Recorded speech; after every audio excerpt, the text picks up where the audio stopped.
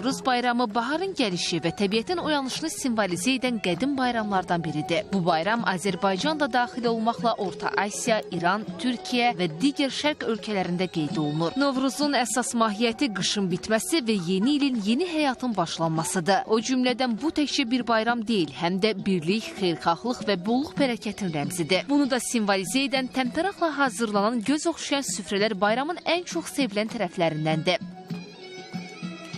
Bayram axşamlarında süfrələr baharın əsas atributlarından biri olan səməni ilə bəzənir. Eyni zamanda bayram xonçaları hazırlanır ki, onun içərisində şəkər, bura, paxlava və rəngarəngliyi təmsil edən rənglənmiş yumurtalar yer alır və eyni zamanda süfrələrə ləziz təamlar qoyulur ki, bu da bolluq və bərəkət ifadə edir. Bayram süfrəsində yer alan şirniyyatlar müxtəlif rəmzi mənalar daşıyır. Belə ki, şəkərbura ayı, paxlava, qoğal günəşi, səməni halvası isə şirin həyatı təmsil edir. Ümumiyyətlə, bayramın tarixi min illiklərə gedib çıxır və zərdüştlük dövrünə aid olduğu düşünülür. Novruz astronomik hadisə gecə ilə gündüzün bərabərləşdiyi tarixə təsadüf edir. Bu isə günəşin Qoç bürcünə daxil olduğu vaxt olduğundan yeni günün başlanğıcı kimi qəbul edilir. Bayrama 4 həftə qalanda hər çərşənbə xüsusi olaraq qeyd olunur. İlaxır çərşənbə isə Novruzdan öncə sonuncu mərhələ və təbiətin tam oyanışını bildirir.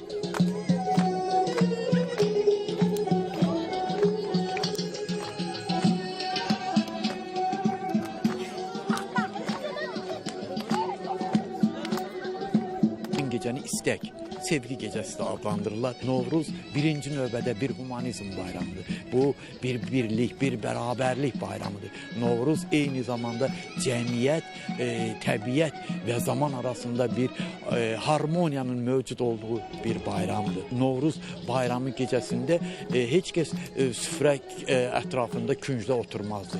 Əcdadlarımızın ruhları məhz bayram gecəsində gözəl süfrəyə, bəzədilmiş süfrəyə künc tərəfdən yaxınlaşardı və burada isə küncdə oturmaq həmin ruhların hərəkətinə maneçilik törədərdi. Bu bayram həm də qədim adət və inancların həyata keçirildiyi müqəddəs bir bayramdır. Səməni, şam, üzük falları, bunların hər birinin özünə məxsus mənaları var, amma aralarında ən çox yayılan qulaq falıdır. Öncə ürəyimizdə bir niyyət tuturuq, daha sonra hər hansı bir qapıya yaxınlaşırıq, dinləyirik. Əgər müsbət bir söz eşidiriksə, arzumuz tez bir zamanda reallaşacaq. Yox, əgər mənfi bir söz eşidiriksə, bu zaman biz bir qədər də gözləməli olacağıq. Bizim rayonda Çirik kəndi vardı. İstəyirsən nə olur olsun. Üzür istəyirəm. Hüzürlər də düşsə, həmin gün hüzürü dəfn edirdilər.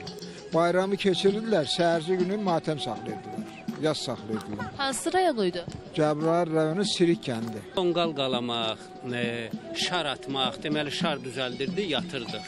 Güllə atmaq, gedərdik, hamı yığışardı dəstə, düşərdi qabağa kösa, keçəl, o digər o məshəkəçilər, bəzənib düzənənlər, hərə bir forma geyinərdi, hərə bir heyvanın ya bir... Düşərdik qapı-qapı gəzməyə. Üzük falı var, ona da baxırlar. Necə edirlər onu? Üzüyü keçirdirlər belə sapa, stəkanın içərisində edirlər. Neçə dəfə deyəsən stəkana dəysə, o yaşda deyəsən evlənirlər.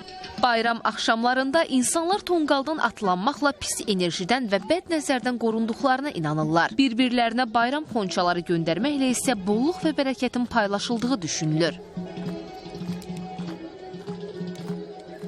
Azərbaycan müstəqilliyini bərpa etdikdən sonra Novruz dövlət səviyyəsində geniş şəkildə qeyd olunmağa başlayıb. 2009-cu ildə isə Birləşmiş Millətlər Təşkilatı Baş Assambleyası Novruzu Beynəlxalq Novruz günü elan edib. Hər il minlərlə insan bu bayramı böyük coşqu və sevinclə qarşılayır.